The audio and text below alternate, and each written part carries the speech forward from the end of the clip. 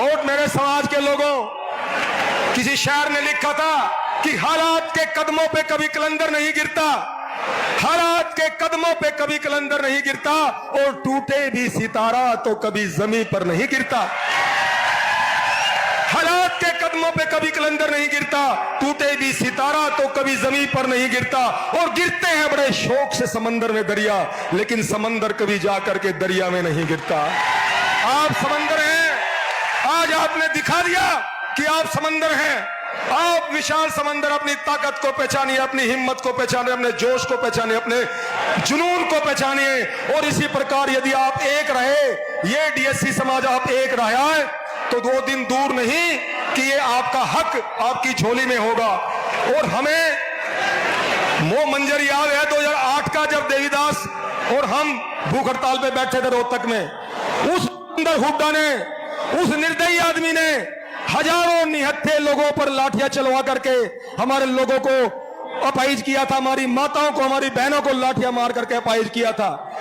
और उनके ही कुकर्मों से वो 10 साल सत्ता से बाहर रहे। और हमने भूपेंद्र हुड्डा को कहा था कि भूपेंद्र हुड्डा, आपने वो निर्दयी काम किया है, आपने वो घटिया और घिनौना काम किया कि हम तुम्हें श्राप देते हैं कि जन्म जन्म तक तू कोई मुख्यमंत्री नहीं बन पाएगा इस हरियाणा का।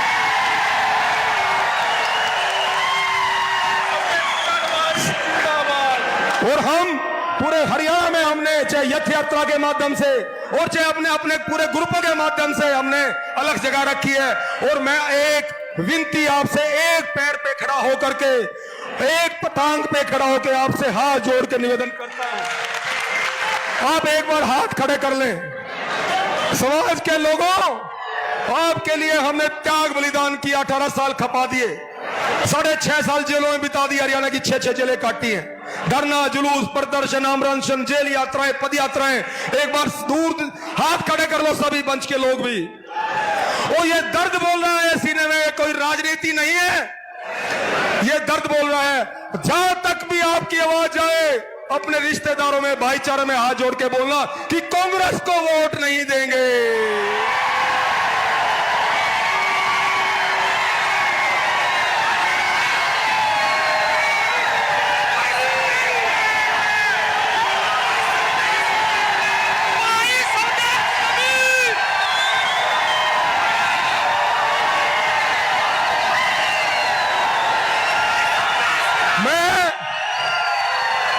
ये सीने का दर्द है समाज के लोगों। जिस कांग्रेस सरकार ने, जिस कांग्रेस पार्टी ने हमारे बच्चों का निवाला हमसे छीन लिया, जिस कांग्रेस पार्टी ने हमारे बच्चों पे की पीठ में खंजर घोंप दिया, उस कांग्रेस को नाकोचने चबाने, और वो नाकोचने केवल आप चबा सकते हो, केवल आप चबा सकते हो। और आज मैं सीआईडी के माध्यम से, ये सीआईडी के लोग खड़े, मेरे भाई पीछे पीछे भी खड़े, उनके माध्यम से आज मैं ये मंच से ऐलान करता हूं कि हम एक एक वोट, और सुन लो नायब सिंह सैनी, आपने वादा किया है समाज से, और मैं वैसे नहीं बोल रहा हूं, मैं इसलिए बोल रहा हूं, सुप्रीम कोर्ट का निर्णय आने से पहले ही भारतीय जनता पार्टी ने और मनोहर लाल खट्टर ने जींद की इसी ऐतिहासिक भूमि में संत कबीर जयंती पर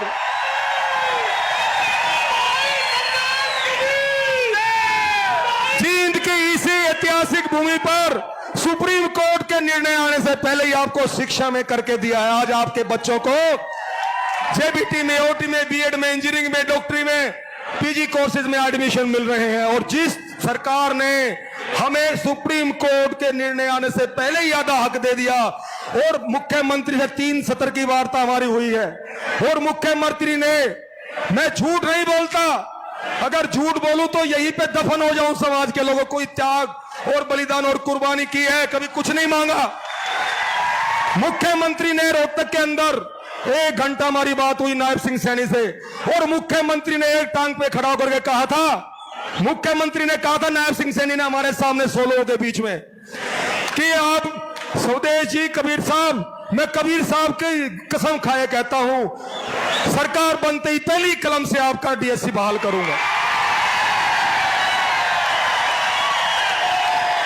मैं इसलिए आपसे हाथ उठा करके आपसे प्रण करवाया कि आप एक एक वोट अब की बार बीजेपी को देंगे। और फिर सुन लो, अगर बीजेपी ने भी फिर हमारे साथ धोखा किया तो फिर बीजेपी का भी नहीं छोड़ेंगे हम, ये भी हम कहना चाहते हैं। तो आज आपने मुझे सुना, मुझे समझा। हे माताओं, हे बहनों, जहां तक आपकी आवाज जाए समाज में अपने रिश्तेदारों को फोन कर दो कि अब की बार वोट बीजेपी को देंगे आप। स्वदेश जी बहुत बहुत धन्यवाद। बस हे माताओं, किसी शायर ने लिखा था कि जन्नी जने तो भक्तजन, जन्नी जने तो भक्तजन, या दाता या सूर, या फिर जन्नी बाज रहे तू काहे गवाए नूर। हे समाज के लोगों, आपकी जय हो। और आज इतनी भारी संख्या में आज एकत्रित हुए हो, आपकी जय जयकार इतिहास में स्वर्णिम अक्षरों में लिखी जाएगी। इस प्रकार इकट्ठे रहना। और समाज का कोई भी नेता जब समाज को बुलाता है तो इसी प्रकार आपने इकट्ठे होकर के अपनी एकता का परिचय देना है।